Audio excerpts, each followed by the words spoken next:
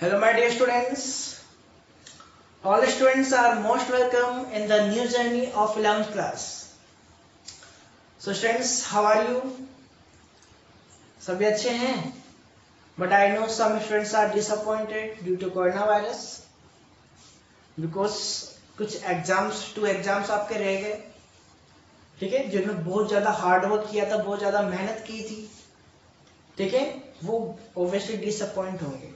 But students, आपको disappoint होने की बिल्कुल भी नीड नहीं है, बिकॉज जो भी आपने हार्ड वर्क किया, जो भी आपने मेहनत की, जो भी आपने एफर्ट लगाया, उसका रिजल्ट आपको जरूर मिलेगा. Okay students, so don't be disappoint. Okay students, so today we are going to start the first chapter of 11th class physics. Okay students, and the first chapter is physical world. Means अपन start करने वाले हैं physical world. Physical world में घूमने वाला है. समझ पा रहे हैं? इसका मतलब अपन आज फिजिक्स स्टार्ट नहीं करेंगे. आज अपन देखेंगे कि व्हाट इज द फिजिक्स, कि फिजिक्स है क्या. ठीक है, फिजिक्स अपन स्टार्ट करेंगे सेकंड चैप्टर से. ठीक है, आज अपन ओनली इसका क्या कर रहे हैं, इंट्रोडक्शन ले रहे हैं, जो कि आपका फर्स्ट चैप्टर है 11th क्लास का. ओके स्टूडेंट, तो सबसे पहली बात आती है science. What is the science? Science क्या है? सोचें और बताएं, क्या है साइंस? तो ऑब्वियसली आप बता तो नहीं सकते, बट ऑब्वियसली आपने सोचा होगा. साइंस क्या है students? If you want to know anything about any object, any term, any phenomenon, means किसी भी ऑब्जेक्ट फिनोमिनन के अपन कोई भी चीज जानना चाहते हैं, ठीक है, then the term will be used science. समझ आ रही कौन सा टर्म पर यूज करेंगे? साइंस. मतलब साइंस से ही अपन क्या कर पाते हैं, किसी भी ऑब्जेक्ट, किसी भी थिंग, किसी भी फिनोमेनन के बारे में नॉलेज गेट कर पाते हैं. समझ आ रही है? समझ आ रही? तो साइंस से ही अपन क्या करते हैं, किसी भी नेचर का कोई भी फिनोमेनन उसको अपन समझ सकते हैं. We can understand anything. आ रही बात समझ में? मीन्स साइंस क्या है? साइंस अपन को क्या देता है? नॉलेज देता है. ओके स्टूडेंट्स, तो सबसे पहले अपन बात करते हैं साइंस की डेवलप, कैसे अपन साइंस किससे रिलेटेड है, कौन से ऐसे वर्ड्स हैं जो कि साइंस के लिए डेवलप हुए हैं. ओके स्टूडेंट, तो सबसे पहले अपन बात करते हैं science. It is originated from the Latin word scientia. Latin word, okay, and the Latin word is scientia.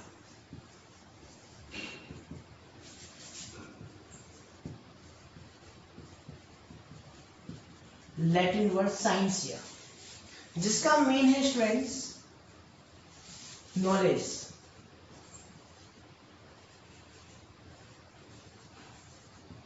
Knowledge,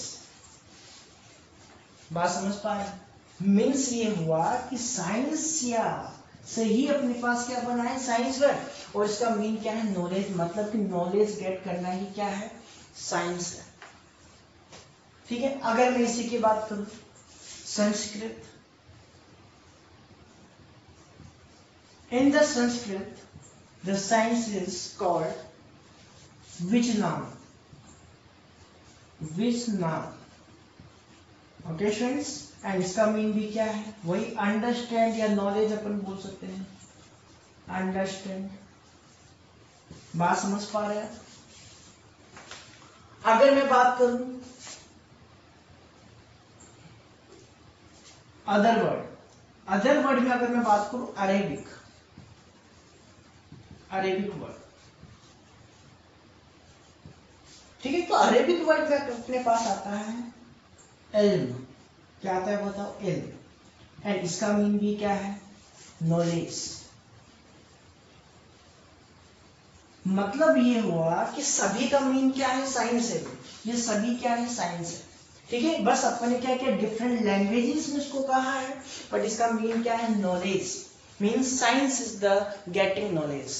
किसी भी ऑब्जेक्ट के बारे में नॉलेज गेट करना ही क्या है, साइंस है. अब बात आती है साइंस की. डिस्कवरर कौन है? Who is the discoverer of the science? सही बात है भाई, हर चीज की कोई ना कोई डिस्कवरी होती है. ठीक है, तो साइंस का भी कोई ना कोई तो डिस्कवरर होगा. तो अगर अपन बात करें, देखो वैसे तो बेसिकली साइंस का कोई डिस्कवरर नहीं है, ठीक है, but according to theories, according to experiments, according to laws, अगर अपन बात करें, the discoverer of the science is, modern science अपन बोल सकते हैं, द डिस्कवरर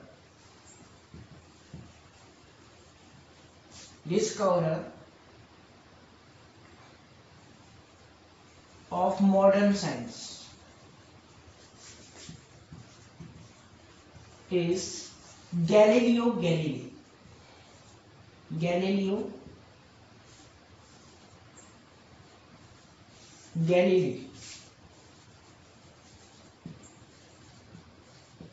बात आ रही समझ में? Galileo Galilei is known as the father of the modern science. This is also called the father of the modern physics. Father of the physics अपन कह सकते हैं, या फिर father of the classical physics भी अपन इसको बोल सकते हैं, ठीक है, father of the physics. समझ पा रहे हैं?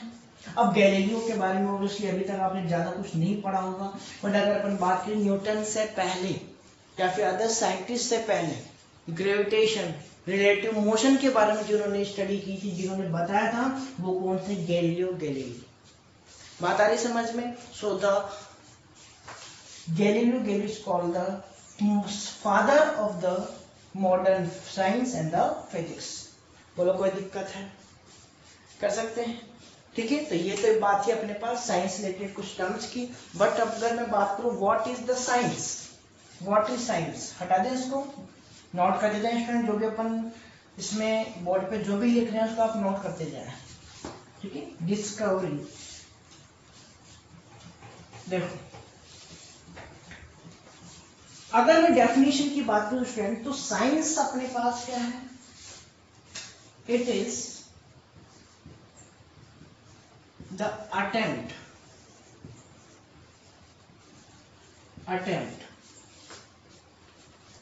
to know about natural phenomenon.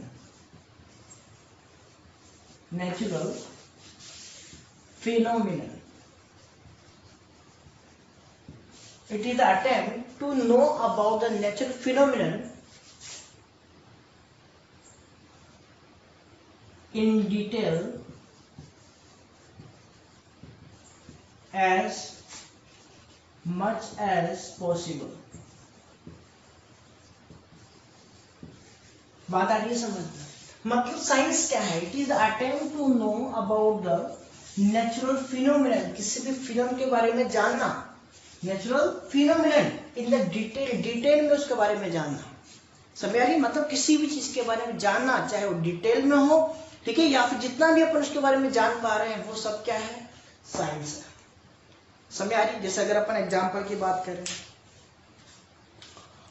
Obviously जैसे अपन जानते हैं न्यूटन ने डिस्कवरी की थी किसकी? Gravitation law, universal law of gravitation, ठीक है. तो ये हुआ कैसे? डेवलपमेंट हुआ कैसे? क्या गिरा था? वो एक एप्पल गिरा था, आपको पता है. अब उस एप्पल की वजह से आपकी क्या हो गई? पूरी फिजिक्स बन गई. समझ पा रहे हैं भाई? वो एप्पल गिरा तो उन्होंने क्या बना दिया? Gravitation law. अब वो ग्रेविटेशन लॉ बना कैसे? उसके गिरने से उन्होंने कुछ सोचा, समझ आ रही? कुछ उसके ऊपर एक्सपेरिमेंट्स किए होंगे बाद में जाके, तभी तो ये लॉ बने, ठीक है. केवल एक एप्पल के गिरने से उन्होंने थोड़ी कह दिया कि भाई ये लॉ है. उन्होंने क्या किया होंगे? ऑब्वियसली एक्सपेरिमेंट्स किए होंगे, ठीक है. उन्होंने कुछ थ्योरीज बनाई होंगी, उनके ऊपर बेस्ड उन्होंने क्या दिया? अपना लॉ दिया. समझ आ रही बात? ग्रेविटेशन फोर्स, ठीक है, किसके ऊपर बेस्ड है? Obviously this is based on the force, attraction force of the earth. समझ आ रही? तो ऑब्वियसली बना कैसे? अटेम्प्ट्स के कारण. उन्होंने क्या किए होंगे? कुछ तो कुछ एक्सपेरिमेंट किए होंगे, कुछ तो कुछ अटेम्प्ट्स किए होंगे, क्या जानने के लिए? Natural phenomenon. क्या ये नेचुरल फिनोमिनन नहीं था? सही बात है भाई. अपने आप नीचे गिर गया, हवा चली होगी, हवा चलने से भाई एप्पल नीचे गिर गया, नेचुरल फिनोमिनन. बट इसके कारण उन्होंने क्या बना दिया? लॉ बना दिया. उसके बारे में उन्होंने डिटेल से स्टडी की, तो वही क्या था? साइंस ही तो था. उसी को तो अपन क्या बोलते हैं? साइंस बोलते हैं. बोलो, अंडरस्टैंड कर पा रहे हैं आप? बोलो कोई दिक्कत है? अगर मैं यहाँ पे बात करूं, it tells us why and how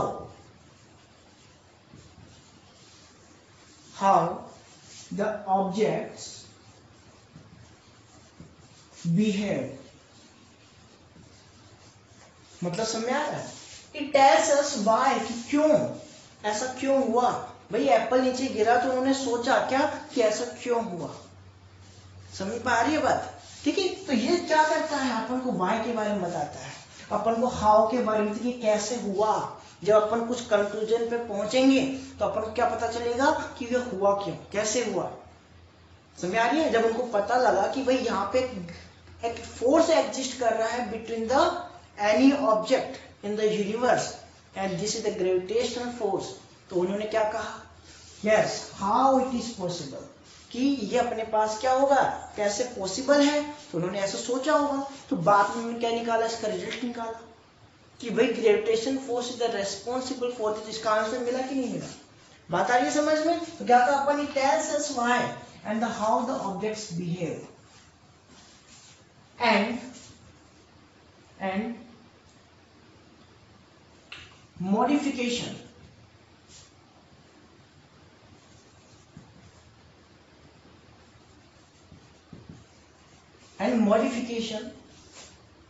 to predict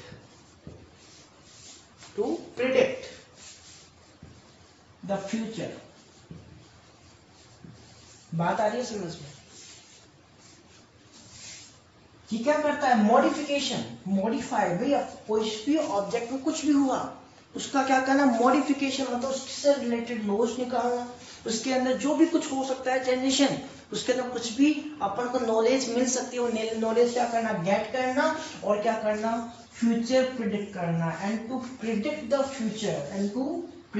future, मतलब क्या हुआ, फ्यूचर के बारे में सोचना, आगे के बारे में सोचना। अब इसका एक एग्जाम्पल लें, बहुत ही अच्छा, जैसे आपका गूगल मैप। कैसे भी गूगल मैप क्या करता है, आपको पता है गूगल मैप्स, जैसे अपन स्टार्टिंग के प्लेस पे बैठते हैं और अपन को कहां पर जाना है, ठीक है, उसकी पूरी डिटेल वो दे देता है, कितने टाइम के बाद आप पहुंचोगे, बता रही सर कितने डिस्टेंस पे, तो ये क्या है, फ्यूचर ही तो अभी आप पहुंचे थोड़ी हो, लेकिन पहले ही उसने इसका क्या कर दिया, आंसर दे दिया। तो ये सब किसके कारण पॉसिबल है, due to the science, due to the technology. ठीक है, बात आ रही है समझ में? अगर मैं अदर एग्जांपल की बात करूं, suppose if want to fall any object, ठीक है, किसी भी, सपोज को कोई बॉल है, सब ये मार्कर है, ठीक है, उसको अपन को गिराना है, ठीक है, अगर अपन को ये पता है कितनी हाइट, सपोज 200 मीटर बिल्डिंग पे अपन गए, ठीक है, 200 मीटर हाइट बिल्डिंग पे अपन गए, उस बिल्डिंग से उस पेन को अपन ने गिराया, ठीक है, तो अपन ये कैलकुलेट कर सकते हैं कि in the how much time it will reach to the earth, कितने टाइम के बाद ये अर्थ को पहुंचेगा या अर्थ को टच करेगा, ये अपन पहले ही क्या कर सकते हैं, फाइंड आउट कर सकते हैं, ड्यू टू द साइंस, या फिर कह सकते हैं ड्यू टू द फिजिक्स। बात आ रही है समझ में? अब धीरे धीरे अपन फिजिक्स के ऊपर आएंगे, ये तो था अपने पास साइंस, ठीक है, तो ये इंट्रोडक्शन है भाई, पूरा चैप्टर थियोरेटिकल है, इंट्रोडक्टरी चैप्टर है, समझ आ रही है? तो इसके बारे में आपको बेसिक चीजें समझा रहा हूँ, और आपको बुक्स रीड करनी है, ठीक है, बुक रीड करके आपको क्या करना है, इसके नोट्स बनाने हैं। बात आ रही है समझ में? ठीक है, चलो देखते हैं अपन, नेक्स्ट अपन बात करते हैं फिजिक्स। अब साइंस में वैसे तो बहुत सारी ब्रांचेज है, जैसे फिजिक्स है, केमिस्ट्री है, बायोलॉजी है, ठीक है, अदर बहुत सारी ब्रांचेज, मेन अपने पास जो ब्रांचेज 3 ब्रांचेज है, ठीक है। तो अगर अपन बात करें सबसे पहले फिजिक्स की, ठीक है, और बेसिकली अपन फिजिक्स की ही बात करेंगे यहाँ पे, देखो ध्यान से।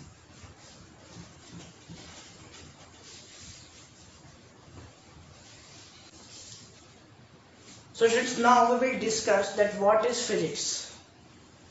So physics क्या है? This is the branch of the science which deals with the knowledge of all the natural phenomenon, मतलब जिसके अंदर अपन यूनिवर्स में जितने भी फिनोमिनन हैं वो सभी क्या कर सकते हैं, एक्सपेरिमेंटली समझ सकते हैं, उनके बारे में नॉलेज गेट कर सकते हैं। बात आ रही है समझ में? मीन्स अगर मैं यहाँ पे बात करूं all the phenomenon which occur in the universe are understandable only by the physics. जैसे अगर हम बात करें मूविंग ऑफ द एयर, इसमें क्या है, फिजिक्स है। अपन जाते हैं हायर टू लोअर प्रेशर में, एयर क्या करती है, मूव करती है, तो प्रेशर ऑब्वियसली फिजिक्स टर्म। ठीक है, मूविंग ऑफ एनी ऑब्जेक्ट, उसमें अपन क्या लगाते हैं, laws of motion, 9th class में पढ़ा हुआ है सभी का। समझ आ रही बात, मूविंग भी कोई भी ऑब्जेक्ट कहीं भी जा रहा है, उसमें अपन क्या यूज कर रहे हैं, physics. This is the physics. आप स्मार्टफोन यूज कर रहे हैं, उसमें क्या है, फिजिक्स है। समझ आ रही है, अपन ये बोर्ड पे भाई मैं लिख रहा हूं, उसमें भी क्या है, फिजिक्स है। समझ पा रहे हैं कैसे है, क्या है, ये सब धीरे धीरे अपन सीखेंगे। समझ आ रही है, ठीक है। तो मीन्स अपन कह सकते हैं physics the branch of science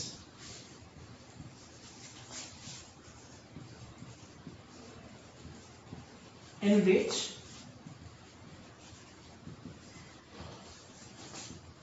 we study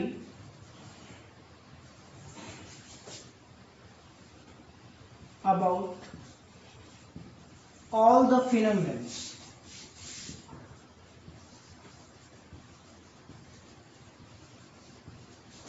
best known, all the phenomena of nature।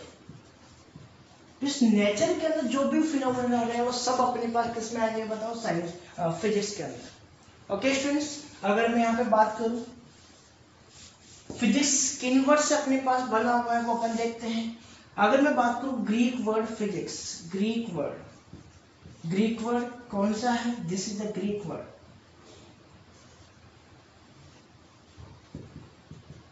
Greek word, okay, and the mean of this Greek word is physis. Okay, and physis mean nature. Physis mean is nature. मतलब क्या हुआ, phenomenon, जो भी अपने पास nature के अंदर phenomenon हो रहे हैं उन सभी के बारे में क्या गेट करना, नॉलेज गेट करना, वही क्या अपने पास फिजिक्स है। समझ पा रहे हैं, ठीक है। अगर मैं यहाँ पे बात करूं आपको Sanskrit, in the Sanskrit it is called भौतिकी, and the mean of this is knowledge about physical world।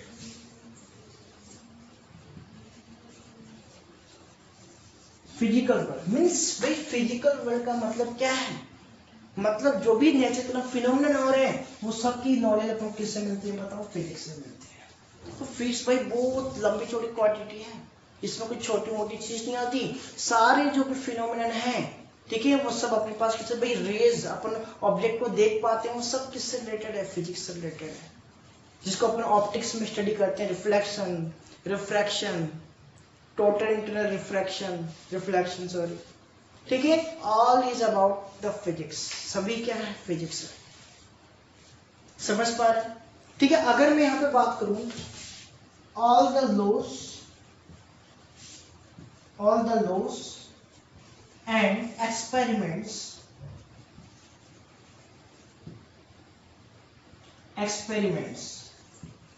are dynamics in physics। मतलब क्या हुआ, फिर फिजिक्स में जो भी अपन लॉज की स्टडी करते हैं, जो भी एक्सपेरिमेंट्स हैं, वो सब क्या है, डायनामिक। और डायनामिक का मीन होता है मोशनेबल, चेंज होने वाला, मतलब कोई भी एक फिक्स चीज नहीं है भी, फिजिक्स में ध्यान रख लेना। जैसे जैसे टेक्नोलॉजी इंक्रीज होगी वैसे वैसे क्या होता जाएगा, चेंजेशन होता जाएगा। जैसे आपने अगर अपने एक एग्जांपल ले, ठीक है, पहले जो कंप्यूटर हुआ करते थे कैसे हुआ करते थे भाई, बहुत बड़े एंड मोटे हुआ करते थे, साइज बहुत ज्यादा हुआ करती थी।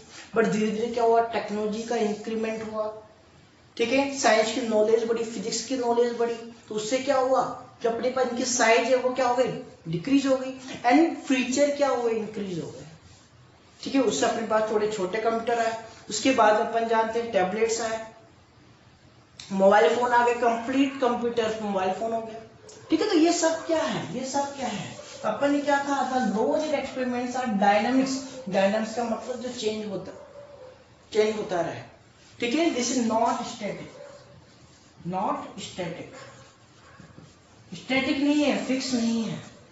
आ रही है बात समझ में? जैसे जैसे नॉलेज इंक्रीज होती है वैसे वैसे क्या होता है अपन में डेवलपमेंट होता जाता है। ठीक है, जैसा कि मैं बात करूं, सपोज प्लूटो था, प्लूटो अपन जानते हैं प्लैनेट पहले माना जाता था 9th planet of the earth, सही बात है, बट उसको प्लैनेट से हटा, sorry 9th planet of the sun, but इसको प्लैनेट से हटा दिया। भाई पहले नॉलेज जो थी उसके बेस पे उसको क्या माना कि भाई ये क्या है, प्लैनेट है, बट उसके बाद में कुछ अलग से नॉलेज हुई, इंक्रीज हुई, तो उनके बारे में ये पता लगा कि ये तो प्लैनेट नहीं है, तो उसको क्या कर दिया, हटा के ड्वार्फ प्लैनेट मान लिया। मतलब क्या हुआ, ये सब किसके ऊपर बेस्ड है, it is based on, it is based on observations. This is very important students, ये सब किसके ऊपर बेस्ड है बताओ, ऑब्जर्वेशंस के ऊपर बेस्ड है। समझ पा रहे हैं, ऑब्जर्वेशन के ऊपर बेस्ड है। भाई ऑब्जर्वेशन जैसे जैसे इंक्रीज होगी वैसे वैसे ही क्या होता जाएगा, चेंजेस होता जाएगा, the physics will become dynamic. समझ आ रही बात? जो लॉज हैं, जो एक्सपेरिमेंट्स हैं, ओब्वियसली आपने भी पढ़ा होगा, कुछ लॉज ओब्वियसली धीरे धीरे चेंजेस होते गए उनमें। ठीक है, पहले जैसे अपन मानते थे कि अपने पास जैसे एटम, एटम के अंदर पहले ये थोड़ी पता था कि भाई इसके अंदर इलेक्ट्रॉन भी है, बाद में धीरे धीरे क्या हुई, डिस्कवरी हुई। समझ आ रही है बात? ठीक है, तो ये सब क्या है, डायनामिक। ठीक है, तो all the laws and experiments are dynamic in the physics. अब क्वेश्चन यहाँ पे बन जाते हैं, भाई how can you say that all the laws and experiments are dynamic in the physics? तो ये चीज एक्सप्लेन करनी आपको आनी चाहिए। समझ पा रहे स्टूडेंट्स? ठीक है, अब अपन बात करते हैं फिजिक्स के अंदर ब्रांचेस कौन कौन सी थी, या फिर अपन उससे पहले बात करेंगे फाउंडेशंस ऑफ द फिजिक्स। देखें, okay. So students, now we will discuss that what are the foundations of the physics. Foundations of the physics. अब फाउंडेशन ऑफ फिजिक्स में क्या क्या आता है, मतलब फिजिक्स किन किन के ऊपर बेस्ड है, फिजिक्स में अपन क्या क्या करते हैं वो सब इसमें है। देखो ध्यान से, फर्स्ट इज ऑब्जर्वेशन, मतलब भाई कोई भी फिनोमेनन हुआ उसका क्या करना, ऑब्जर्व करना, उसको पहले समझना कि वाकई में हुआ क्या है। समझ आ रही बात? जैसे अपन मैं बात करूं न्यूटन, भाई एप्पल गिरा तो उन्होंने क्या किया, उसको ऑब्जर्व किया कि ये हुआ क्या है। समझ आ रही बात? उसके बाद में उन्होंने क्या किया, उसका एनालिसिस किया, उसके ऊपर एक्सपेरिमेंट्स किए कि वाकई में ऐसा क्या हुआ। आ रही बात समझ में? एनालिसिस करना, देन इसके बाद में क्या करना, कैलकुलेशंस करना, कैलकुलेशंस। ठीक है भाई, कोई भी अपन को लॉ बनाना है तो उसके लिए क्या होती है, इक्वेशंस होती है, मैथमेटिकल इक्वेशंस, उनको क्या करना पड़ता है, कैलकुलेट करना पड़ता है। फिजिक्स में अपन कह सकते हैं हाफ पोर्शन मैथमेटिक्स से, भाई यू मस्ट ना बायो वाले स्टूडेंट्स की मैथमेटिक्स से पीछा छूट जाएगा। फिजिक्स से कंप्लीट मैथमेटिक्स अपन कह सकते हैं with concept, mathematic with concept of the phenomenon. बात आ रही है समझ में? तो कैलकुलेशन तो होगी होंगे, ओब्वियसली बिना कैलकुलेशन के अपन पता ही नहीं लगा सकते कि वाकई में लो क्या है, या फिर एक्चुअल में वो राइट है या रॉन्ग है। ठीक है, उसके बाद में बात आती है एक्यूरेसी। नेक्स्ट फाउंडेशन क्या है, एक्यूरेसी। भाई अपन कोई भी लो बना रहे हैं या कोई भी कैलकुलेशन कर रहे हैं, वो क्या होनी चाहिए, एक्यूरेट होनी चाहिए। जैसे अपन ने क्या किया, ठीक है, जैसे सॉरी प्रीवियस जो भी साइंटिस्ट थे पहले, उन्होंने क्या किया, अभी सन की रेडियस निकाली, अब एक्चुअल में सन के पास गए थोड़ी हो, बट वो एक्यूरेटली क्या है, सही है। समझ आ रही बात? ठीक है, तो ये सब क्या है, फिजिक्स में आता है, कैसे हम कैलकुलेट कर, ये सब अपन सीखेंगे भाई। समझ आ रही है? सब अपन इस फिजिक्स सेकंड चैप्टर में सीखेंगे कि अगर वाकई में अपन कैसे डिस्टेंस मेजर कर पाते हैं किसी प्लेनेट की, कैसे उसकी रेडियस मेजर कर पाते हैं। आ रही बात समझ में? तो ये सब किस में आता है बताओ, फिजिक्स में। बात आगे समझो, these are the foundation of the physics. अब बात आती है कैलकुलेशन। तो आपको मैंने कहा the physics, in the physics the mathematics is the important.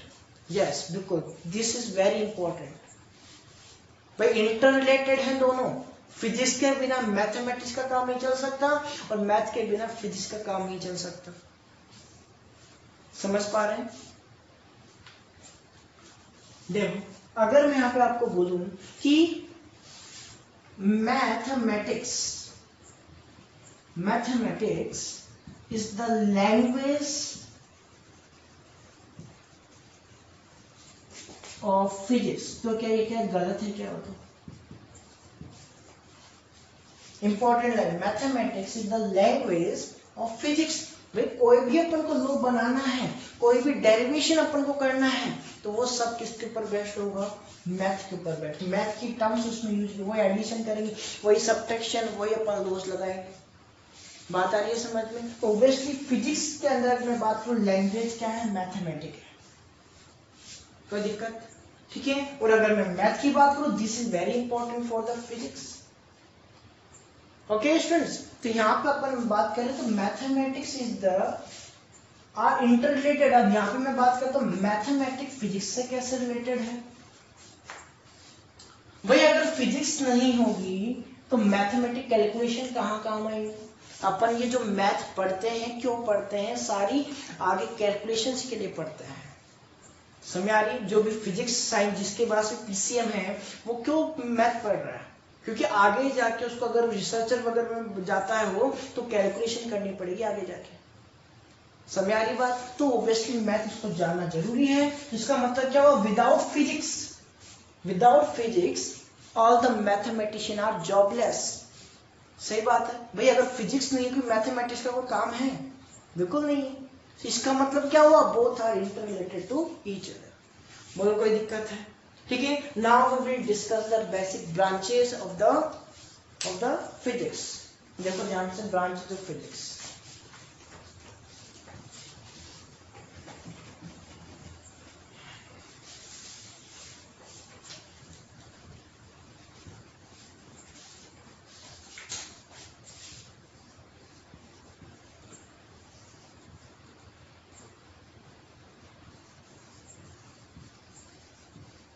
So students, there are basically two branches. First is classical physics.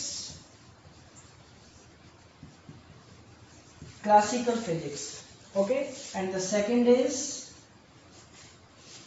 quantum physics.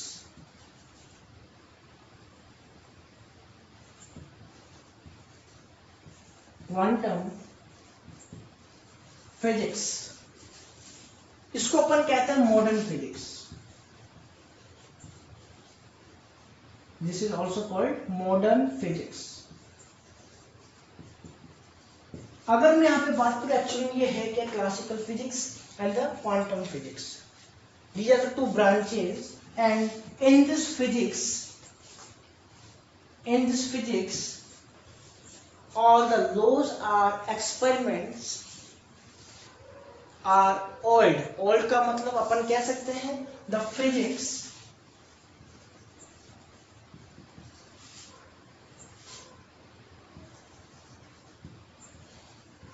which is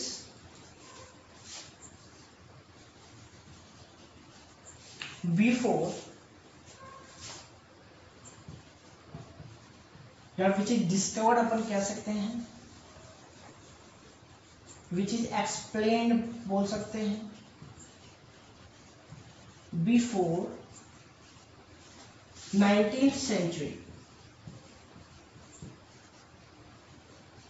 before 19th century जो भी अपने फिजिक्स पढ़ी है वो सब किस पे आती है? मतलब क्लासिकल फिजिक्स में। आ रही बात समझ में? And the physics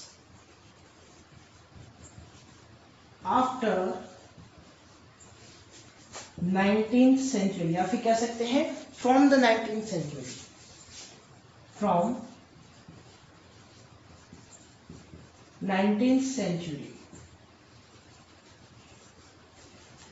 century comes in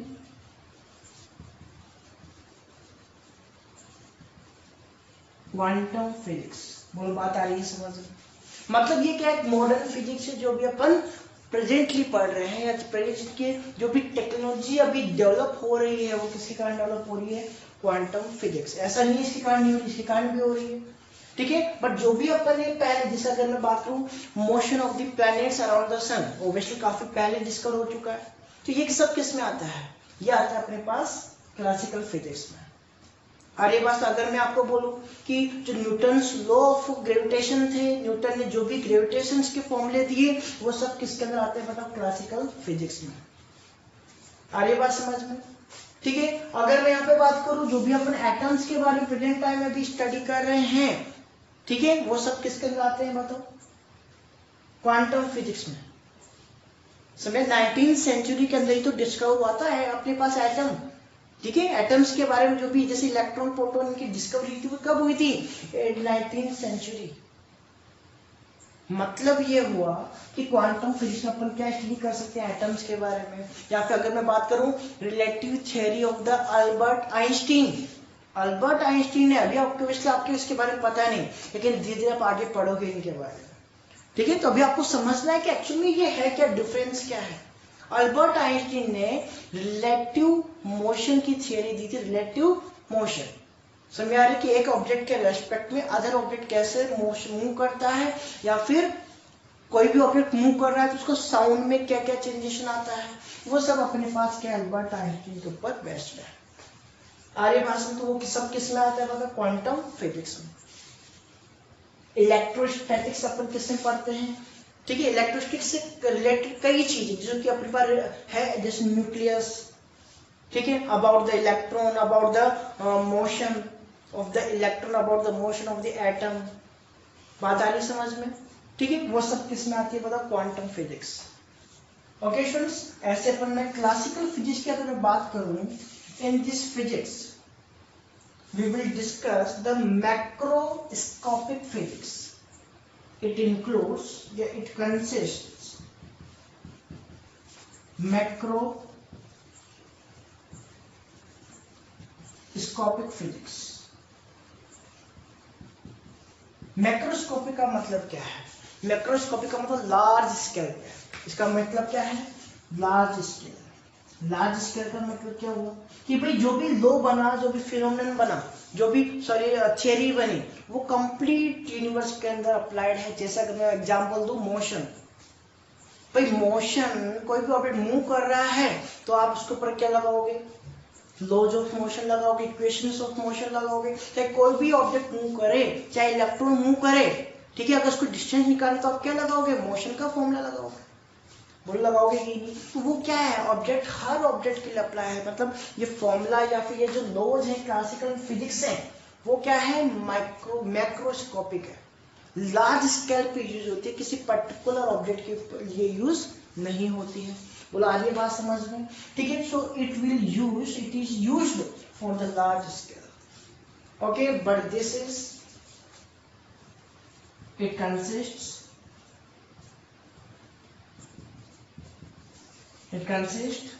microscopic physics. Microscopic physics, microscopic मतलब स्मॉल लेवल पे या स्मॉल ऑब्जेक्ट्स के बारे में स्टडी करना। जैसे एटम हो गया, न्यूक्लियस हो गया, ठीक है, इलेक्ट्रॉन हो गया, प्रोटॉन हो गया, अल्फा रेज हो गई, अल्फा पार्टिकल हो गया, बीटा हो गया, गामा हो गया, सब किसके बारे में आता है? ये सब आता है क्वांटम फिजिक्स में। चिंता मत करो भाई, अभी अपन स्टडी करेंगे धीरे धीरे। ठीक है, 11th और 12th में आपको यही सब पढ़ना है। ठीक है, तो बिल्कुल भी टेंशन मत लो। ठीक है, it consist the microscopic physics, जिसमें अपन बोल सकते हैं small particles, about the small particles. आगे बात समझ में? ठीक है, अगर मैं यहाँ पे बोलूं दिस इज न्यूटोनियन फिजिक्स या गैलीलियन फिजिक्स भी बोल सकते हैं। दिस इज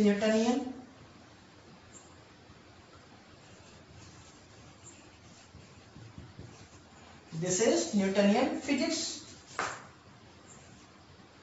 और Galilean physics.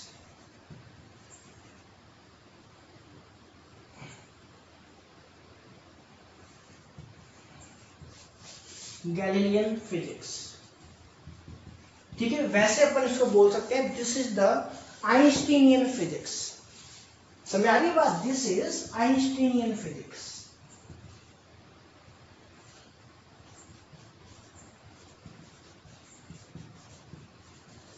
Einsteinian physics.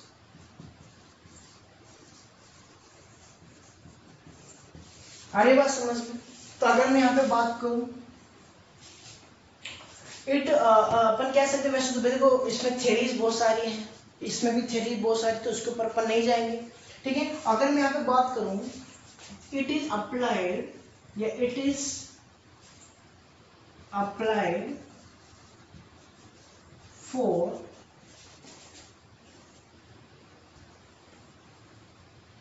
Less speed objects, या ठीक है, less speed object,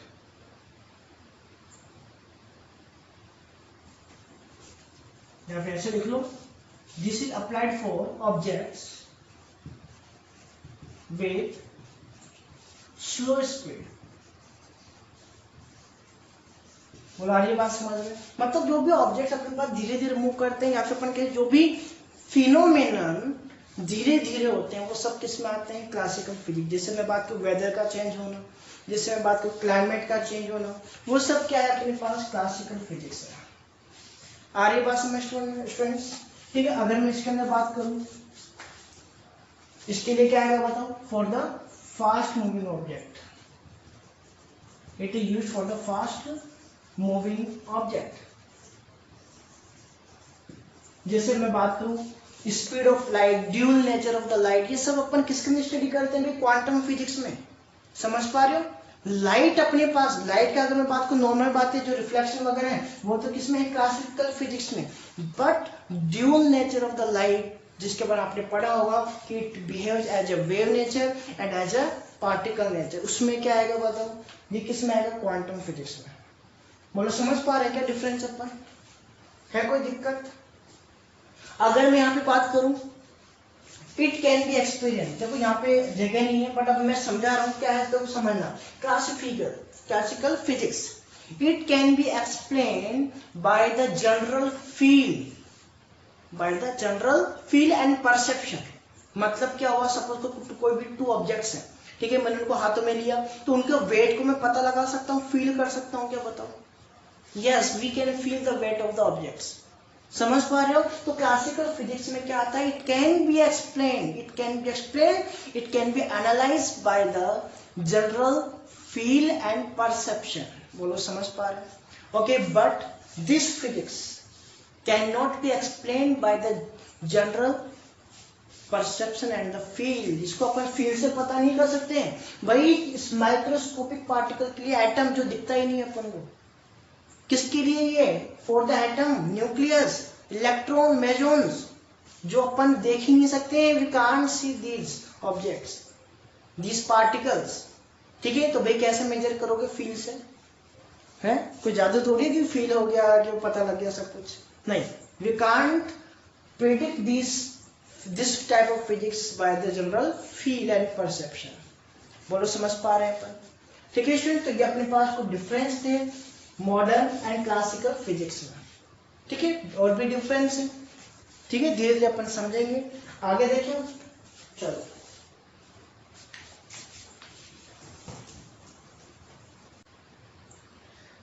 So students, now we will discuss the basic fundamental principle of the physics, and this is the important. Okay students, so fundamental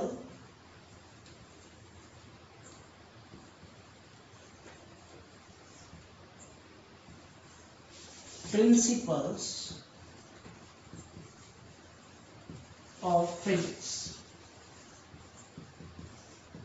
ठीक है। There are two fundamental principle. First is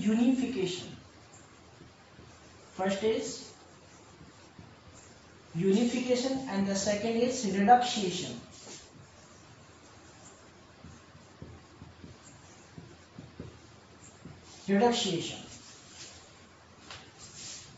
अगर मैं बात करूं unification, so students अगर मैं बोलूं unification का मतलब है कि किसी पर्टिकुलर लॉ से अपन क्या करें? बहुत सारे फिनोमेनन को समझें। मतलब किसी एक पर्टिकुलर चीज से अपन क्या करें? बहुत सारे फिनोमेनन को समझ सके, बहुत सारे अदर लॉज को अपन समझ सकें। This is the unification. मतलब क्या हुआ? टू अंडरस्टैंड या फिर understand of various phenomena that to get knowledge लिख लो आप, ठीक है, to get knowledge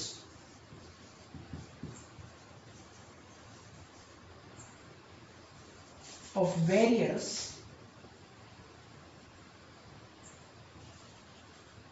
phenomena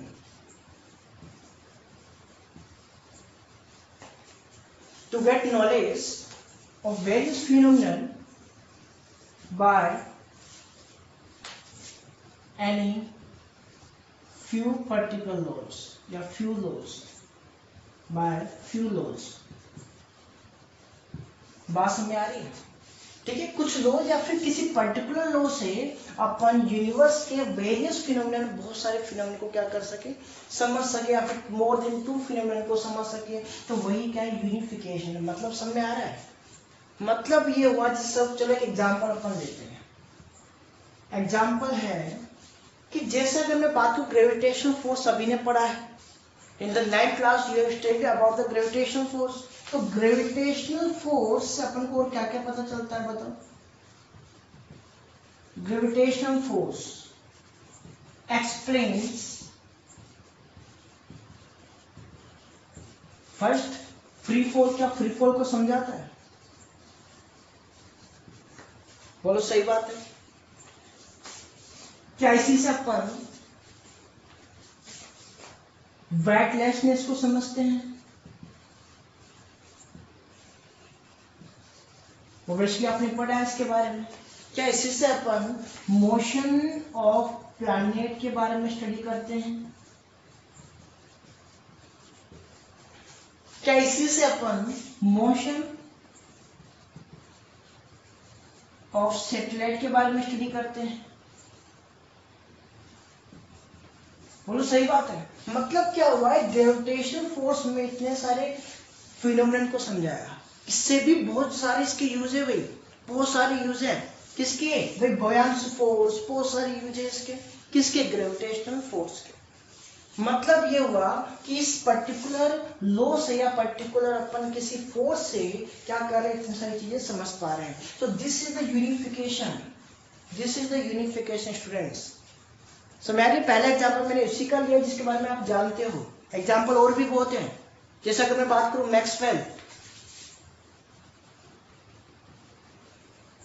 Maxwell, अभी इसके बारे में आपने स्टडी की नहीं है, लेकिन अगर मैं बात करूं, उन्होंने 4 इक्वेशन दी, ठीक है, मैक्सवेल गेव 4 इक्वेशंस। अब ये 4 इक्वेशन अपने पास पूरी 12th क्लास है। समझ आ रही है?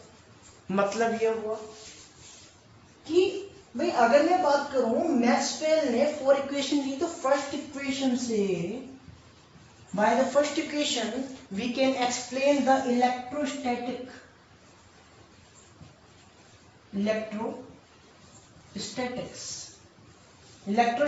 this is the classical physics, ठीक है। 12th क्लास में अपने पास स्टार्टिंग के जो 5 चैप्टर्स, 4 चैप्टर्स हैं, वो किसके हैं? इलेक्ट्रोस्टैटिक्स के हैं। बात आ रही है समझ में? वो सब किससे related? Electrostatic. According to CBSE this is divided into the 2 parts। मतलब अपन कह सकते हैं there are 2 chapters of the electrostatic, ठीक है। मतलब 2 चैप्टर्स बन गए इस एक इक्वेशन से। मतलब इलेक्ट्रोस्टैटिक से रिलेटेड अपन कितनी सारी चीजें समझ चुके होंगे, ये सोचो आप, ठीक है। ऐसे इसकी सेकंड इक्वेशन थी। by the second equation we can understand the electrodynamics,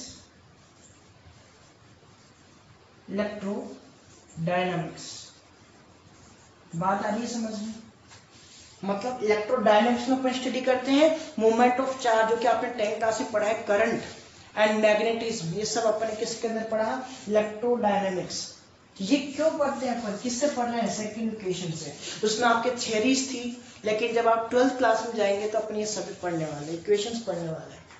बोलो कोई दिक्कत है? इलेक्ट्रोडायनेमिक्स किससे? सेकंड इक्वेशन से, ठीक है। तो ये आपकी 1 बुक कंप्लीट। मतलब ये 1 बुक डिपेंडेंट 2 इक्वेशन से। सेकंड बुक में आपके क्या क्या आएगा, अगर मैं बात करूँ थर्ड इक्वेशन, ठीक है, थर्ड इक्वेशन की अगर मैं बात करूँ तो उन्होंने क्या समझा दिया, complete magnetism. By the third equation we can understand the complete magnetism. इन्होंने मैग्नेटिज्म को समझा दिया। मतलब क्या हुआ, किसी पर्टिकुलर इक्वेशन से कंप्लीट मैग्नेटिज्म, इसके अंदर जनरेटर भी आ गया अपना, इसमें आपकी मोटर भी आ गई, सब कुछ इसमें अपने पढ़ लिया। समझ पा रहे? अगर मैं बात करूं fourth equation, so by the fourth equation we can understand the electromagnetic waves, about the electromagnetic waves. जानते हो इलेक्ट्रोमैग्नेटिक वेव्स क्या है? Which doesn't require any medium to travel। जैसे अगर मैं बात करूं लाइट, ठीक है, क्या इसको मूव करने के लिए किसी मीडियम की रिक्वायरमेंट है? नहीं। वैक्यूम हो चाहे किसी कोई भी अदर मीडियम हो, चाहे एयर हो, उसमें अपन लाइट मूव कर सकते हैं। सो this is the electromagnetic waves. ये सब अपन किस में स्टडी करते हैं? Bye the fourth equation. ये सब किससे एक्सप्लेन हुआ? फोर्थ इक्वेशन से। भाई अब ऐसे मत सोचना कि केवल एक ही इक्वेशन है, एक इक्वेशन कंप्लीट फिजिक्स ना, इससे related other equations also form हुई, समझे, अदर इक्वेशंस और बनी। बात समझ पा रहे हैं? इससे रिलेटेड और भी इक्वेशन बनी, बट जो बेसिक इक्वेशन वो क्या है? Maxwell's equation. आगे बात समझ में? ठीक है स्टूडेंट्स, तो ये अपने पास था मतलब किसका? यूनिफिकेशन। किसी एक छोटी सी ऑब्जेक्ट से, छोटे से लॉ से अपन क्या करें? वो सारे फिनोमेनन को समझे। बात आ गई कि मेरे हिसाब से समझ में? ठीक है, अगर मैं इसी को बताऊं आपको रिडक्शिएशन के बारे में, बोलो इरेज कर दे अपन इसको।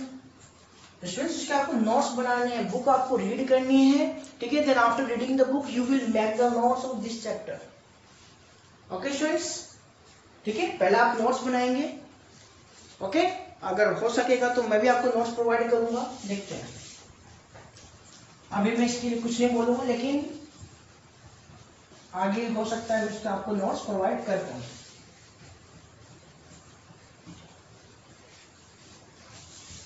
ठीक है, now the next topic is reductionism. अब इसका मतलब क्या है? Just opposite. तो इसमें क्या कहा था अपने? स्मॉल थिंग से लार्ज स्केल का पता लगाना। लेकिन रिडक्शिएशन का मतलब क्या है?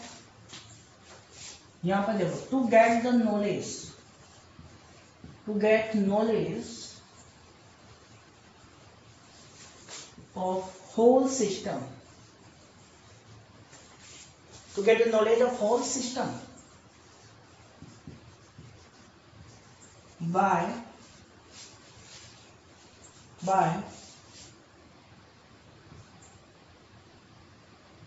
the knowledge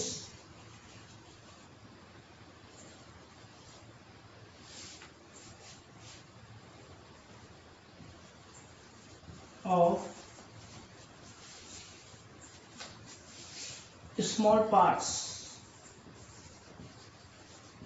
बोलो बात आ रही है समझ में? मतलब छोटे छोटे पार्ट से अपन क्या करें? पूरे सिस्टम के बारे में स्टडी कर रहे हैं। This is called reductionism. देखो कैसे, सपोज का एग्जांपल अगर अपन ले, एग्जांपल है सपोज जैसे आपके 10th क्लास का एक टॉपिक अपन लेते हैं, आपने जनरेटर के बारे में पढ़ा है, ठीक है, इलेक्ट्रिक जनरेटर। अगर मैं बात करूं जनरेटर, तो इसके अंदर अपने पार्ट्स के बारे में स्टडी की थी, क्या बताओ? Generator, okay. क्या अपने पार्ट्स के बारे में इसके अंदर स्टडी की थी? बिल्कुल की थी। इसके अंदर अपने पार्ट्स देखे थे। सबसे पहले जनरेटर की वर्किंग के बारे में स्टडी करने से पहले अपने पढ़ा था इलेक्ट्रोमैग्नेटिक इंडक्शन। बोलो पढ़ा था कि नहीं पढ़ा था? ठीक है। Then after this we have studied about the parts of the generator. भाई इसके पार्ट्स के बारे में स्टडी की थी अपन ने, आर्मेचर के बारे में स्टडी की थी।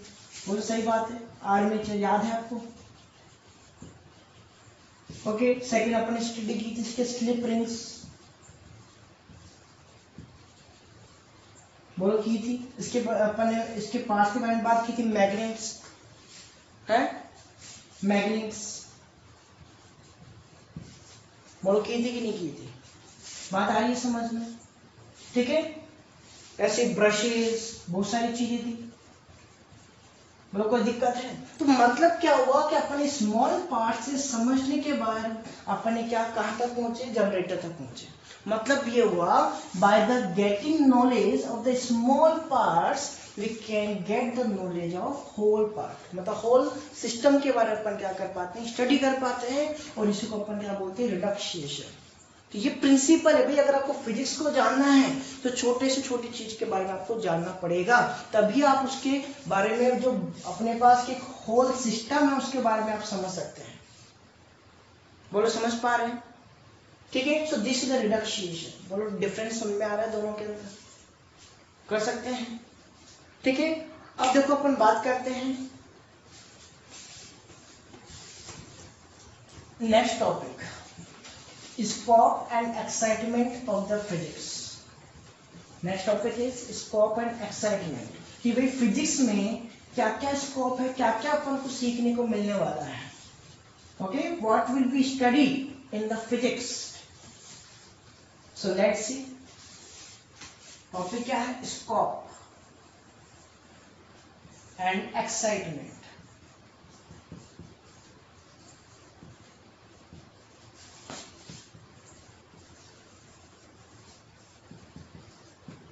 बताओ, तो अगर मैं बात करूं स्कोप, तो इसके अंदर सबसे पहले अपन स्टडी करेंगे, इसमें क्या क्या स्टडी अपन करेंगे, क्या क्या अपन देखने वाले हैं।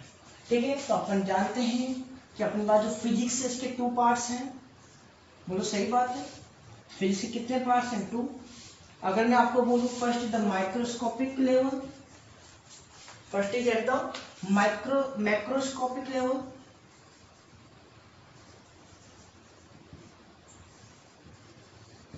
okay students, and the second is microscopic.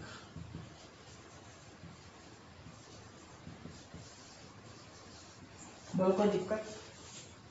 Microscope में क्या स्टडी करते हैं अपन, large scale.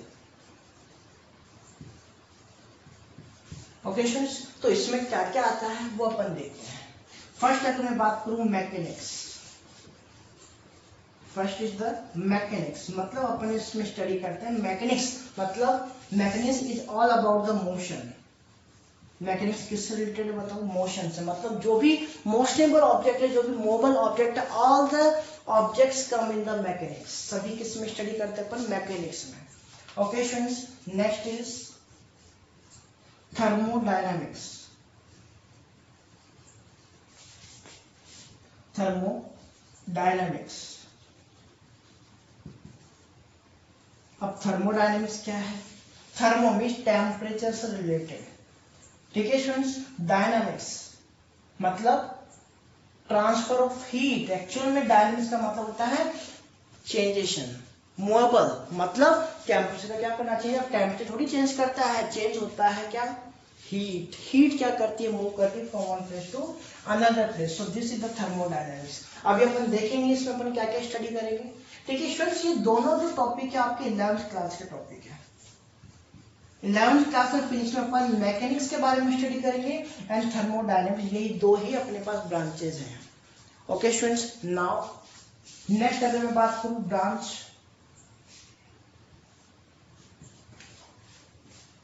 First is electrostatic,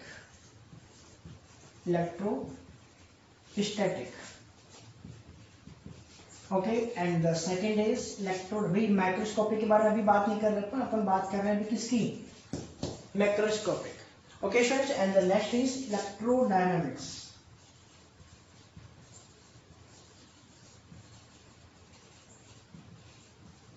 okay students, and these are the topics of 12th class. 12th class में इसके बारे में स्टडी करने वाले हैं। अब इसमें अपन क्या क्या देखने वाले हैं वो अपन देखते हैं, फटाफट देखेंगे अभी। ओके स्टूडेंट्स, मैकेनिक्स में अपन बात करते हैं सबसे पहले द मोशनेबल ऑब्जेक्ट, समझ आ रही है, मतलब मोशन के बारे में इसके अंदर स्टडी अपन करेंगे। ओके, इसके बाद में बात आती है वर्क एंड एनर्जी के बारे में, इसके अंदर स्टडी करेंगे अपन वर्क एंड एनर्जी, जो कि आपने 9th क्लास में स्टडी की थी। बात आ रही है समझ में। नेक्स्ट अपन बात करेंगे किसके अंदर बताओ, नेक्स्ट अगर मैं बोलूं आपको रोटेशनल मोशन। ठीक है, देखो वैसे तो बहुत सारे टॉपिक हैं, ठीक है, अभी अपन बात करें कुछ नॉर्मल जो भी जनरल अपने पास टॉपिक्स हैं, ठीक है, उनके बारे में, जो मेन टॉपिक्स हैं। Rotational motion, this is very important, मजा आएगा इसको पढ़ने में। ठीक है, इसके बाद में आता है अपने पास अगर मैं बात करूं रोटेशनल मोशन के बाद में पास आता projectile motion. Projectile motion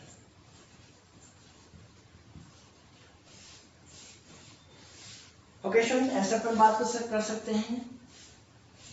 rigid body dynamics, ठीक है, डायनेमिक्स की स्टडी, रिजिड बॉडी, ठीक है, जो भी सॉलिड ऑब्जेक्ट्स उनकी मोशन के बारे में अपने स्टडी करते हैं, रिजिड बॉडी डायनेमिक्स।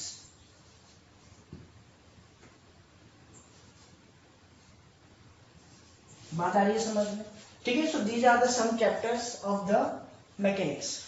ओके, अगर मैं बात करूं थर्मोडायनेमिक्स, तो इसमें अपन बात करेंगे अबाउट हीट, ठीक है, about temperature,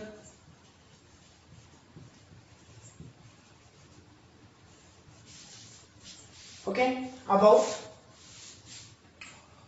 laws of thermodynamics, laws of thermodynamics. Okay students, ऐसे अगर मैं बात करूं, नेक्स्ट अगर बात करें हीट इंजन,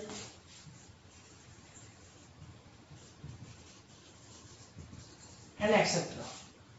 समझ पा रहे हैं भाई, हीट इंजन, कॉन्वेक्शन बात कर, कॉन्वेक्शन, रेडिएशन के बारे में आप जानते हैं, कंडक्शन के बारे में आप वो सब किस में आएगा, thermodynamics, convection, conduction. Okay students, तो इसके बारे में स्टडी। नाउ अपन बात करते हैं इलेक्ट्रोस्टैटिक, ये सारा आपका 11th क्लास का कोर्स है। ओके स्टूडेंट्स, ऐसे इसमें अपन बात कर सकते हैं मैकेनिक्स में साउंड वेव्स के बारे में, किसके बारे में, साउंड वेव्स। ओके स्टूडेंट्स, चलो अब बात करते हैं इलेक्ट्रोस्टैटिक। इलेक्ट्रोस्टैटिक में अगर मैं बात करूं, चार्ज के बारे में अपन स्टडी करेंगे, charge, about charge. Okay, next अगर मैं बात करूं इलेक्ट्रोस्टैटिक फोर्स, इसी से रिलेटेड है। ओके स्टूडेंट्स, नाउ अगर मैं बात करूं गोस लॉ, जो कि चार्ज से रिलेटेड है, ठीक है। पोटेंशियल के बारे में अपन इसमें स्टडी करने वाले, इलेक्ट्रिक पोटेंशियल, समझ पा रहे हैं। ओके स्टूडेंट्स, ऐसे ही अगर मैं बात करूं पोटेंशियल के बाद में अपन स्टडी करने वाले कैपेसिटर, कैपेसिटर धीरे धीरे समझेंगे भाई, चिंता मत करो। ओके, ऐसे में अगर इलेक्ट्रोडायनेमिक, डायनेमिक्स का मतलब मोशन, इलेक्ट्रॉन क्या करेगा, मोशन, आपको पता है इलेक्ट्रॉन जब मोशन करता है तो अपन स्टडी करते हैं करंट, अबाउट करंट। ओके, ऐसे मैं बोलूं मैग्नेटिज्म, मैग्नेटिज्म। ओके, ऐसे अगर मैं बात करूं इलेक्ट्रोमैग्नेटिक वेव्स, ये सब अपन स्टडी करने वाले हैं 12th क्लास में, ठीक है। बट ये बताना जरूरी है, ठीक है, क्योंकि फर्स्ट चैप्टर में यही सब आपके इंट्रोडक्शन दे रखा है। अगर आप रीडिंग करेंगे तो आप ये समझ पाएंगे, सब आपको किस में मिलेगा, आपके बुक में मिलेगा। फॉलो कर सकते हैं, ठीक है। अगर मैं बात करूं माइक्रोस्कोपिक, तो माइक्रोस्कोपिक लेवल पे अपन बात करते हैं about atom, about atom, about nuclei, okay, about nuclei. ऐसे मैं बात कर सकता हूं अबाउट इलेक्ट्रॉन्स, मेजॉन्स, मतलब जो भी microscopic particles, alpha beta, gamma, ये सब अपन स्टडी करने वाले हैं माइक्रोस्कोपिक लेवल पे। बोलो कर सकते हैं। यहाँ पर अगर मैं बात करूं इससे रिलेटेड, ऐसे अपन बात कर सकते न्यूक्लियर फोर्स, इसके अंदर अपन क्या स्टडी करने वाले, nuclear force, nuclear force.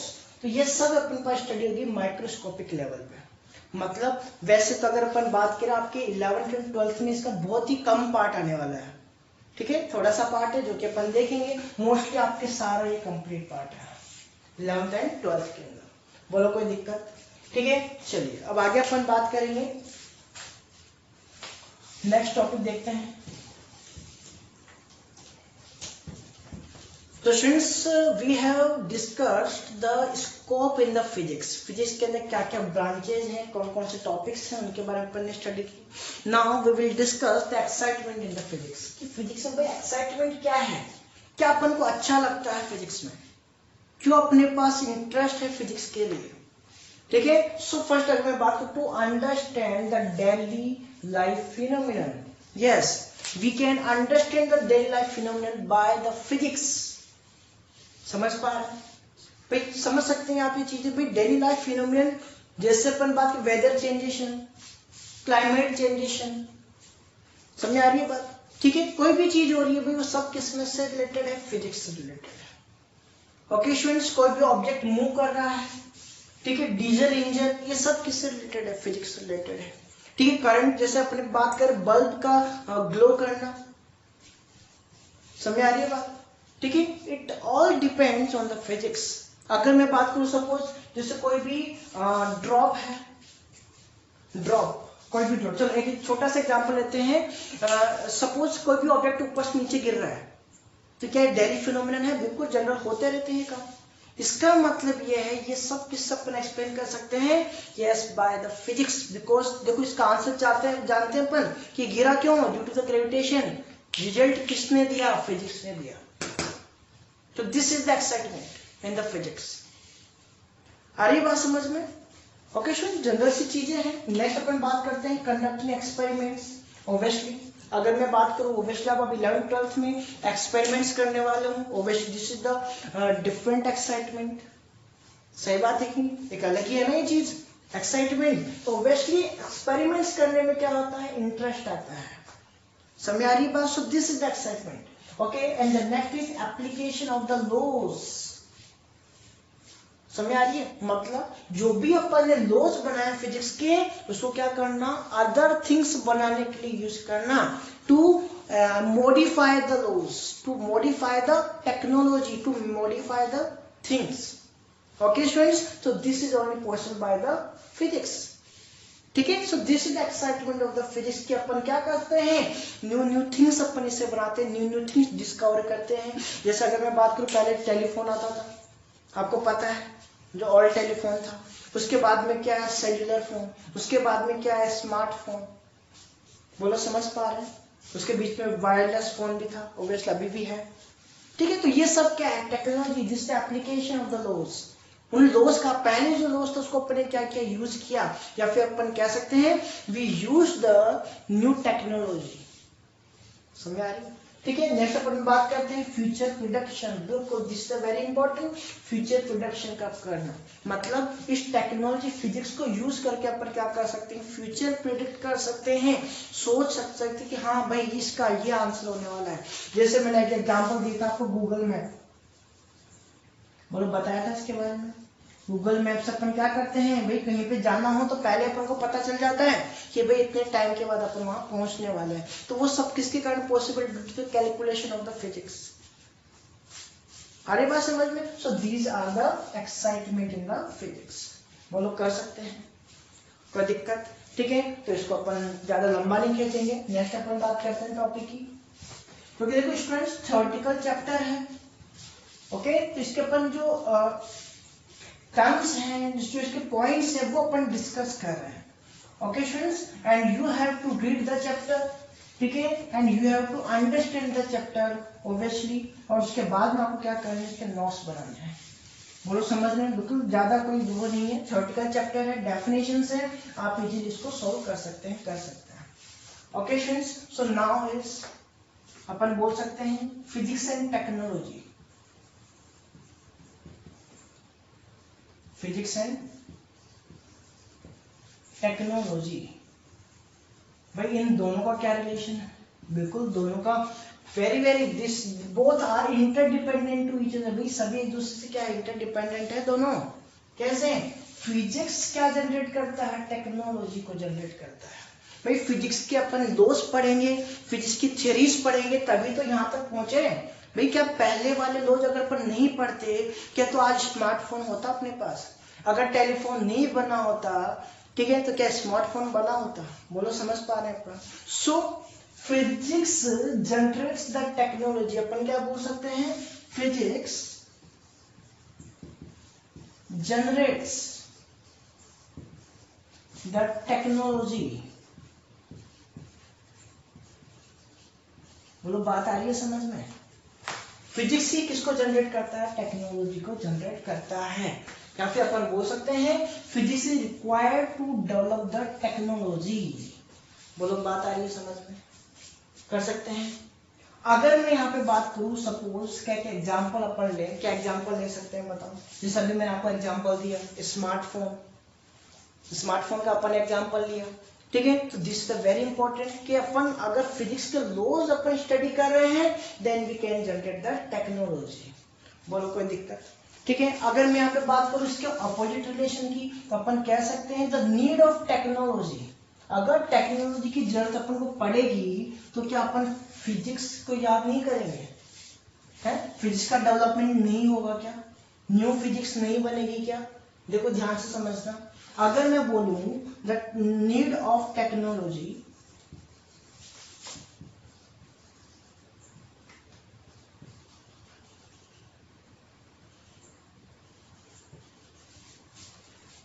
is required,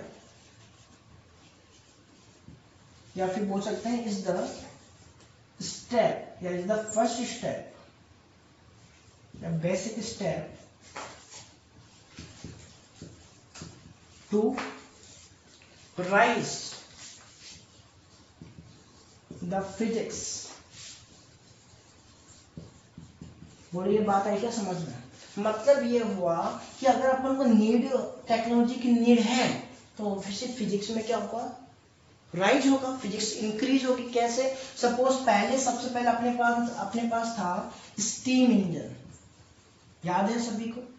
steam engine, ठीक है। बट ये अपने पास इतना ज्यादा इफिशिएंट नहीं था, समझ रहे हो? स्टीम से चलता था, ठीक है। तो ये क्या था? लेस इफिशिएंट था, एनर्जी ज्यादा खाता था बट वर्क कम करता था। सो this is the less efficient. तो अपन को एक ऐसे डिवाइस की जरूरत पड़ी जो क्या था? मोर एफिशिएंट था, ठीक है। तो अपन ने कौन से लॉज पढ़े? Laws of thermodynamics. क्या पढ़ा अपन ने? Laws of thermodynamics. बोलो बात आ रही है समझ में? मतलब अगर अपन को टेक्नोलॉजी, न्यू टेक्नोलॉजी की नीड है तो अपन ने किसके बारे में स्टडी की? फिजिक्स के बारे में स्टडी की। और उससे क्या जनरेट हो गया? Heat engine. बात आ रही है समझ में? उससे क्या जनरेट हुआ? हीट इंजन, जो कि इससे बेटर क्वालिटी का था। और उसके स्टडी से क्या जनरेट हुआ? Diesel engine. बोलो बात आ रही है समझ में? क्या जनरेट हुआ बताओ? Diesel engine. अब डीजल इंजन और भी ज्यादा एफिशिएंट है। बोलो समझते हैं आप? ये सभी जानते हैं डीजल जो इंजन है वो क्या होता है? एफिशिएंट होता है, ठीक है। तो ये किसके कारण डेवलप हुआ? अब देखो न्यू फिजिक्स बनेगी, अपन को इसके बारे में अलग से स्टडी करनी पड़ती है, हीट के बारे में अलग से स्टडी करनी पड़ेगी। तो क्या फिजिक्स इंक्रीज नहीं हुई? मतलब जब न्यू टेक्नोलॉजी डेवलप होगी तो न्यू फिजिक्स भी तो डेवलप होगी। भाई न्यू टर्म बन गई ना, अब इसके बारे में, इसके फंक्शन पढ़ो, इसके पास के बारे में स्टडी करो तो न्यू फिजिक्स बन गई। इसके पास के बारे में स्टडी करो, इसकी फिजिक्स के फंक्शन के बारे में स्टडी करो, this is the new physics. बोलो बात आ रही है समझ में? Okay students, so this is the relation between the physics and technology. अब इसको आपको एक्सप्लेन करके और बताना पड़ेगा। बोलो समझ रहे हैं? ओके स्टूडेंट्स, तो यहाँ पर अपन बात करते हैं फिजिक्स और टेक्नोलॉजी की सारी टर्म्स। कोई दिक्कत? कर सकते हैं, ठीक है। मतलब रिलेशन समझ में आ गया होगा आपको दोनों का। दोनों क्या है? इंटर रिलेटेड है, इसके बिना इसका काम नहीं चलेगा, या फिर अपन कह सकते हैं ये इसको इंक्रीज करेगा, ये इसको इंक्रीज करेगा। बोलो कोई दिक्कत? ठीक है। Now the last topic, and the last topic is laws, fundamental laws of physics. Okay students, this is the last topic of this. So students, next topic is fundamental forces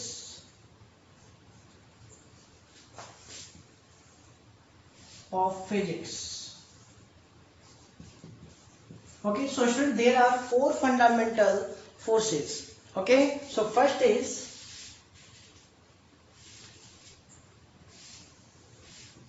gravitational force. First is gravitational force. Second is weak nuclear force. Weak nuclear force. And the next is electrostatic force.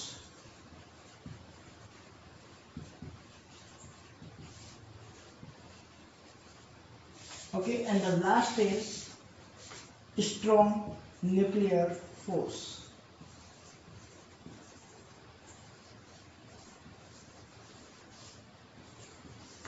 Okay students, so ये अपने पास basic forces है भाई।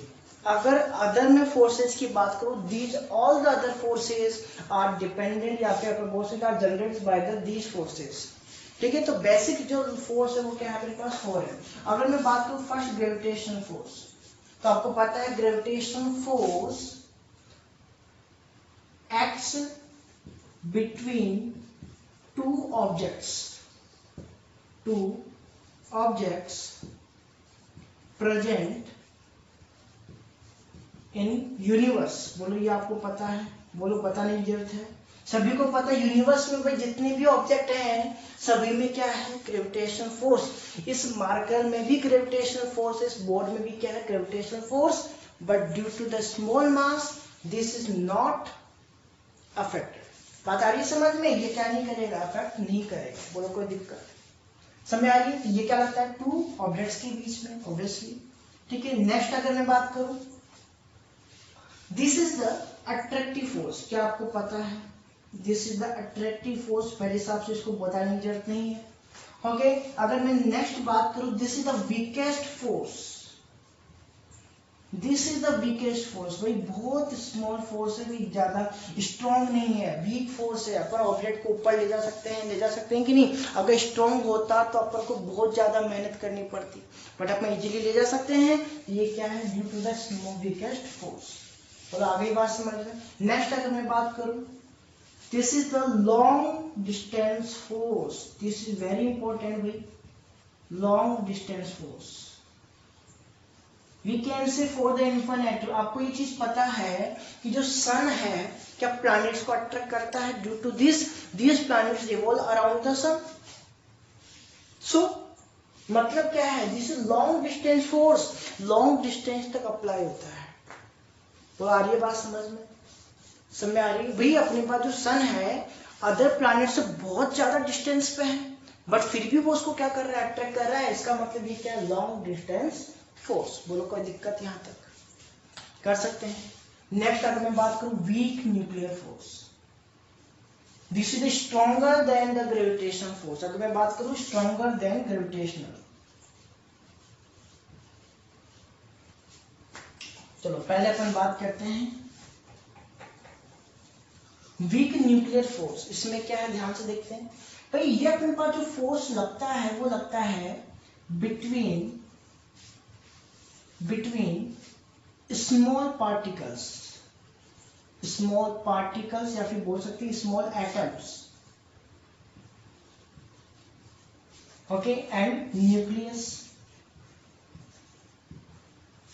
Okay students, अगर मैं यहाँ पे बात करूं एक्चुअल में ये लगता किसमें, अगर यहाँ पे मैं बोलूं अल्फा एंड बीटा, एक्चुअल में किस में लगेगा? देखो एटम्स अपन इसमें नहीं बोलेंगे, एक्चुअल में अपने पास ये जो फोर्स लगता है वो लगता है बिटवीन द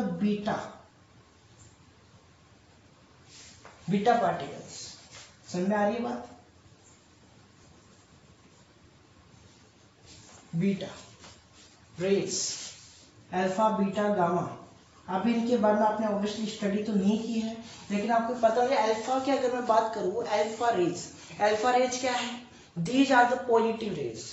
समझ आ रही है? ठीक है, अगर मैं यहाँ पे बोल दूं कि भाई कोई भी एटम है, suppose this any atom, okay, और अगर इसमें से न्यूक्लियस में से अगर अपना पॉजिटिव चार्ज निकले जिसमें प्रोटॉन क्या हो 2 एंड न्यूट्रॉन भी क्या हो 2, तो वो अपने पास क्या होता है अल्फा। जैसे अपन ने कहा था 9th क्लास में हीलियम, भाई हीलियम एटम क्या है, दिस इज अल्फा। समझ आ रही है बात? ओके स्टूडेंट्स, ये पॉजिटिव एटम होता है या फिर कैसे पॉजिटिव रेज हैं। बीटा की अगर मैं बात दी जाता है नेगेटिव रेज। ओके स्टूडेंट्स, तो ये किसके कारण होता है, due to the electrons. Okay students, जैसे ही अपने पास न्यूक्लियर एक्सप्लोजन हो या न्यूक्लियर में डीके हो, न्यूक्लियर डीके अपन बोल सकते हैं, या एटॉमिक डीके अपन बोले, न्यूक्लियर डीके तो इसमें होगा। अगर मैं बात करूं इसके अंदर, तो इसमें क्या बोलेंगे अपन, एटॉमिक डीके। इस एटम में क्या हो, ब्रेक डाउन हो, तो अपने पास क्या होंगे, इलेक्ट्रॉन्स क्या होंगे, बाहर निकलेंगे। समझ आ रही है बात? ओके, और इसी को अपन क्या बोलते हैं, बीटा रेस। समझ आ रही है? ठीक है, ऐसे क्या निकलते हैं अल्फा रेज, ओके, ऐसे क्या निकलते हैं गामा रेज, ठीक है। तो यहाँ पर ये किसके बीच में लगता है, due to the beta, between the beta particles. बात आ रही है समझ में, कोई दिक्कत? ऐसे ही अगर मैं बोलूं आपको, this is the no attractive and no repulsive force. भाई ना तो ये अट्रैक्टिव है और नहीं रिपल्सिव है, बस हल्का सा जैसे ये बाहर निकलेंगे तो ये क्या होगा, फोर्स एक्ट होगा इनके ऊपर, समझ रहे हो। तो ये ना तो अट्रैक्टिव है और नहीं क्या रिपल्सिव, समझ आ रही है बात, ठीक है। नेक्स्ट अगर मैं बात करूं, this is the stronger than gravitational,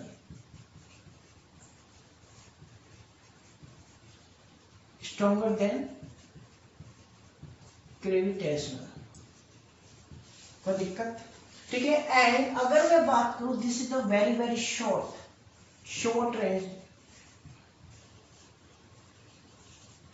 range force, okay. और क्योंकि अपन जानते हैं भाई एटम्स में लगता है, ठीक है, छोटे छोटे एटम्स उनके अंदर ये लग रहा है, इसका मतलब इसकी जो डिस्टेंस होगी, रेंज होगी, वो क्या होगी, बहुत कम होगी।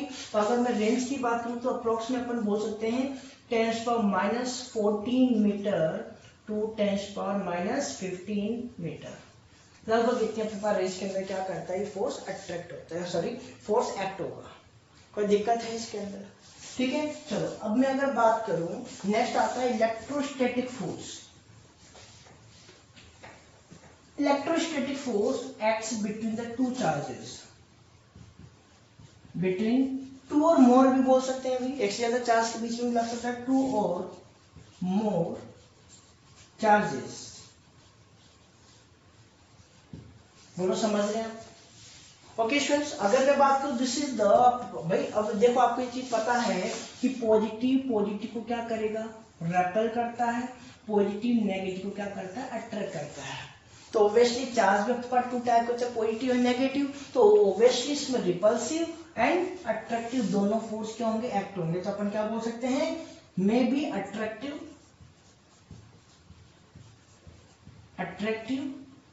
और रिपल्सिव, दोनों ही टाइप के फोर्स इसमें लगने वाले हैं, बोलो कोई दिक्कत।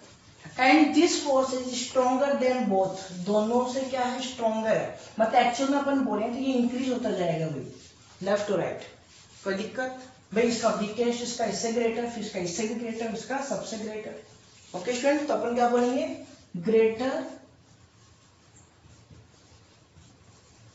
Then weak nuclear and gravitation, लिख सकते हैं अपन, लिख लेंगे greater than the weak nuclear force and the gravitational force. Now अगर मैं बात करूं रेंज, दिस इज ऑल्सो, अगर मैं बोलूं तो long range distance, okay students, long range, ये भी क्या होगा, लॉन्ग रेंज में अट्रैक्ट करता है, कोई दिक्कत, okay.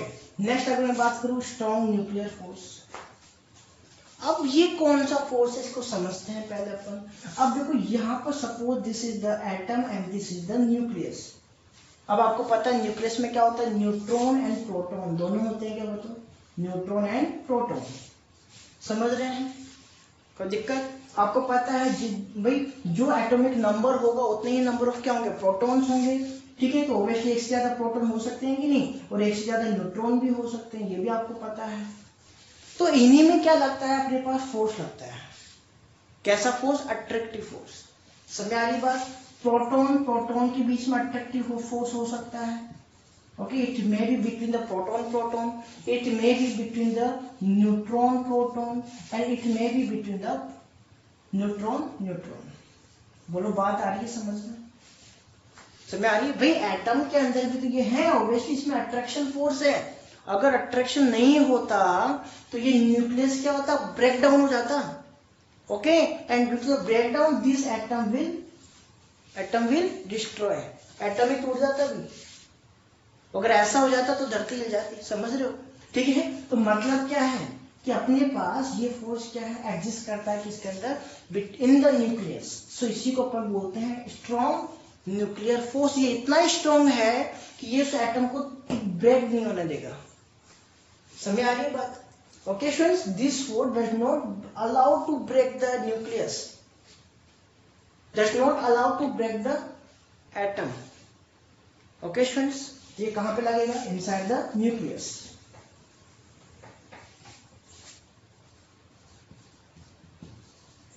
Inside nucleus between neutron proton, neutron neutron and proton proton। बोलो आगे बात समझ में।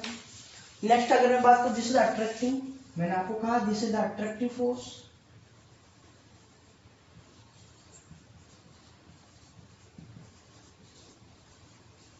Okay students, now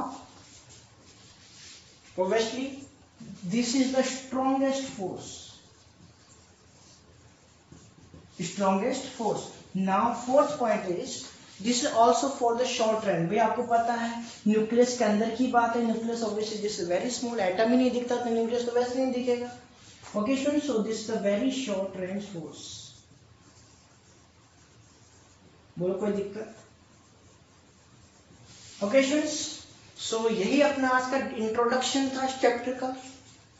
Okay students, so this is the first chapter and obviously this is the theoretical chapter, so you must read this chapter and make the notes of this chapter।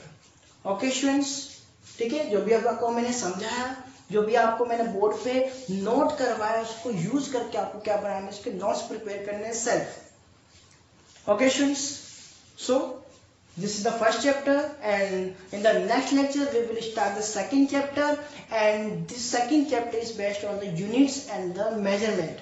okay students, और second chapter से ही आपकी physics actual में start होने वाली है।